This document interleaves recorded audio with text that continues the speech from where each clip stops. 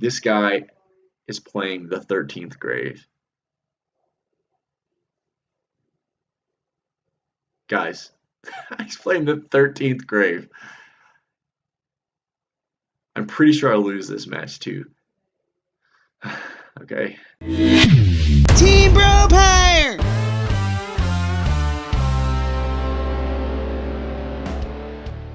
Hey guys, what the heck is going on? So today I'm going to be showing you guys some replays for a deck that I had showcased on the 101 GOAT decks. I'm going to be showing you replays for the Soul Exchange slash Spell Counter GOAT deck. And this is a really fun deck, and I had a few people that had asked about doing some replays for this. Ironically, I was going to do some replays for this one anyway. This one isn't exactly like a common GOAT deck, so I wanted to make sure to kind of just let you guys see some hands-on videos on why this deck is actually like really fun and really good, and just kind of like can really throw your opponent off for sure. And I just wanted to kind of showcase some combos and just kind of like the deck strategy, and really just kind of have some fun with it.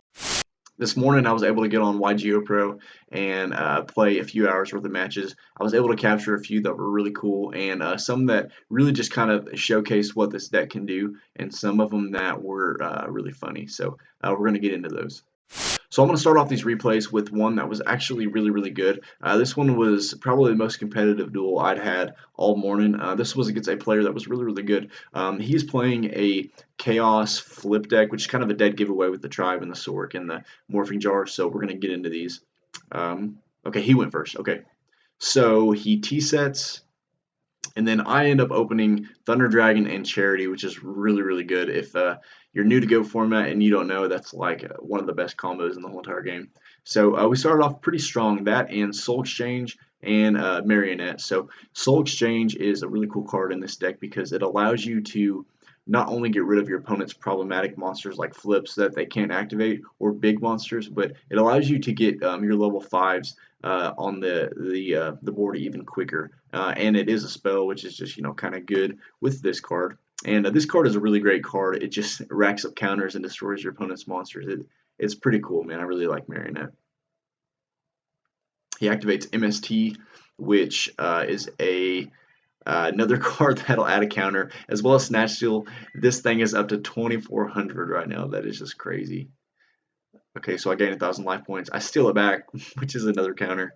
And then I remove 2 of the counters from it to destroy his Morphing Jar, which if that Morphing Jar would have went off, he probably would have won. Honestly, with Chaos decks, it's hard to play against them once they have activated Morphing Jar. It's just that good of a card. So Marionette was able to destroy that card face down before it could flip, and activating just upstarts and rotas, and we were just racking up the counters on this thing. It's up to 2,800. That's pretty big. Not much in GOAT format can run over that. So he gains 1,000 life points now. He activates Tribe. The knock will destroy our faiths. One thing that I do want to say, one just kind of quick side note with this is decks that play Tribe, like a lot of standard GOAT decks, GOAT Control, and like Chaos Flip and that kind of stuff. You have like a better matchup if they see Tribe, because most of the time, especially against a deck like this, your opponent will have to destroy their own spellcaster if they have other monsters on the field, on top of like trying to out Marionette, because they're all spellcasters. So that's just kind of a quick side note for you guys if you're playing this deck.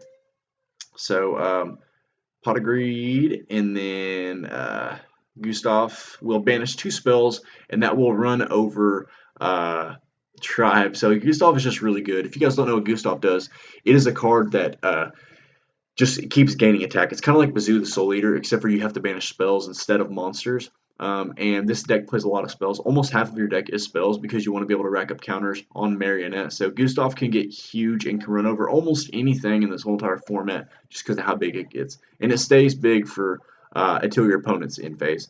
So we're going to go Exile Force, and then bring back Marionette, and then we're going to have 2 monsters that are 2,000 each, and that is pretty crazy. Okay, so he sets. DD Warrior Lady's going to clear this.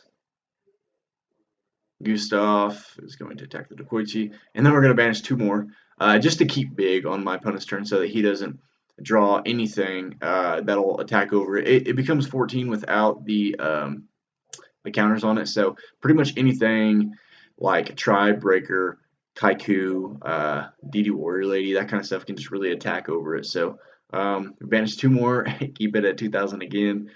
He is not activating heavy. Okay.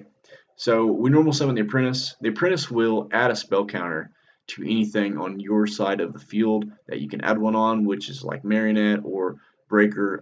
Apprentice can actually keep adding spell counters to Breaker, which is like really, really broken. And you can keep destroying your opponent's back row.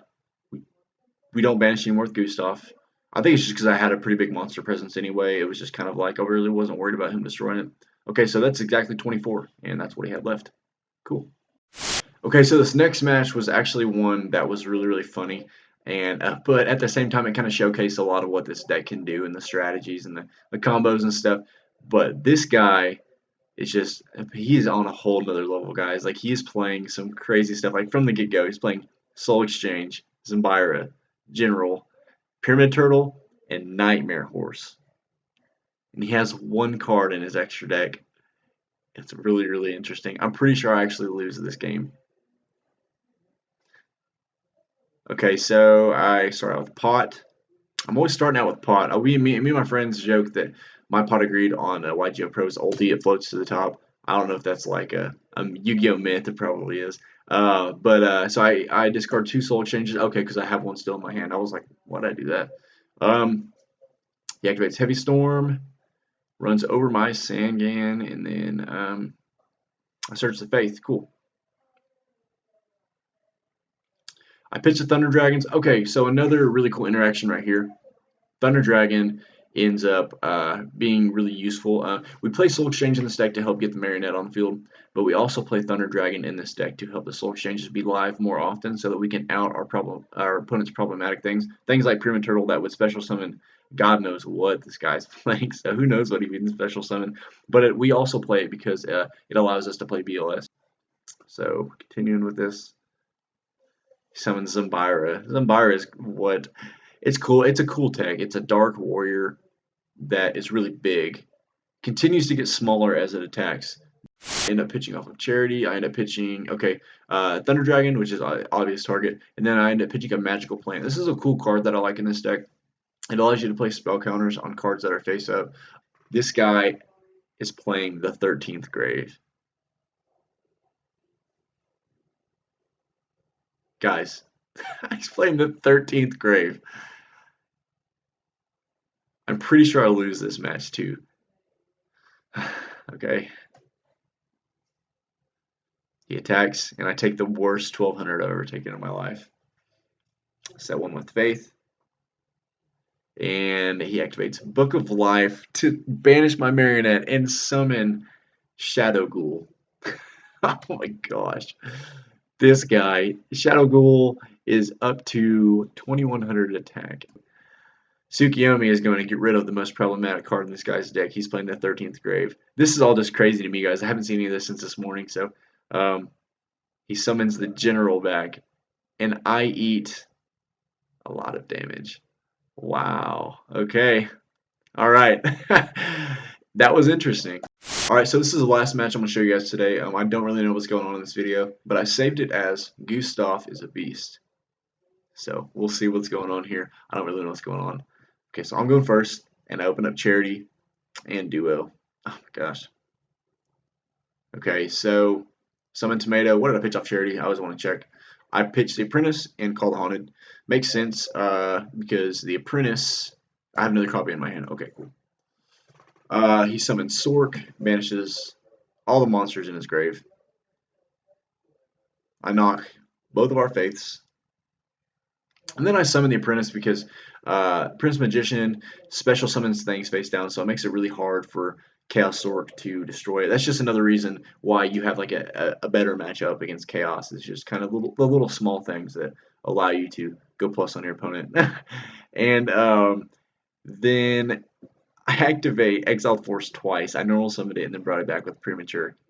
Exile Force is so good. One time I did that a third time with a Call the Haunted, and I got it on film. It was pretty cool. So the Apprentice just keeps specialing back. monsters, and since Faith was banished, we're going to special summon Magical Plant, which is not really doing me much good right now. But Tsukiyomi is going to go +1 on my opponent. Anything that your opponent has with small defense, Tsukiyomi can just go +1 on it. If it's something like Monarchs or Kaiku or Bazoo or Tribe, that kind of stuff. So take those +1s all day long. Okay, so I remember this part right here. So, Exarion is or isn't GOAT. I don't know. I'm not a fan of Exarion. I just want to point that out. But you can troll Exarion players if you have Tsukiyomi. Set Tsukiyomi because chances are they'll use Exarion's effect to make you eat damage, and he will go down to 1400 attack. The Tsukiyomi is 1400 defense, so you can just reset your Tsukiyomi and just troll your opponent. So that's just something fun. It has nothing to do with this deck. It's just punishes people for playing Exarion. Okay, cool. So here's the Gustav that I was mentioning at the beginning of this replay. He banishes 2 spells, and he's just going to run over that Exarion. So we have 2 spells that were banished, and then 1, 2, 3, 4, 5, 6 in the grave, and I have 2 more spells in my hand. Okay, so I think that Gustav is just about to go to town on this guy. And he has no lights in his grave because I duoed the Thunder Dragon out of his hand from the get-go. So Gustav is just about to rip this guy a new one. Okay, so we're just staying 2,000, man. We're just making this guy eat 2 grand every turn. This doesn't really have anything to do with spell counters, but this has, I guess, to do with the texts that go with this deck. And we're just activating cards like Knock and Heavy Storm to not only out our opponent's board, but just to feed Gustav's power at this point. So it's kind of crazy. Okay, so Suk is going to flip him back up. He's going to banish 2 more to gain more attack. Tsukiyomi is going to attack, and then... Okay, he draws duo, so this is where the game ends. It doesn't really matter what he banishes at this point. But Gustav is crazy, guys. Granted, he couldn't special summon these monsters anyway, but Gustav is just ridiculous. Hopefully you guys can see how well this monster goes in with this deck. It was able to run over an 1800 monster, and then it was able to just repeatedly put in big amounts of damage and really just kind of put pressure on your opponent. And then hopefully your opponent will just die from Gustav before they're able to kind of come back. So hopefully you guys had some fun with this video. I definitely had fun with this. It was really just kind of cool to, really be able to showcase this deck in action. And let me know what you guys think down in the comments. And I really appreciate you guys watching. Feel free to like, subscribe, and all that good stuff. And we'll see you guys later.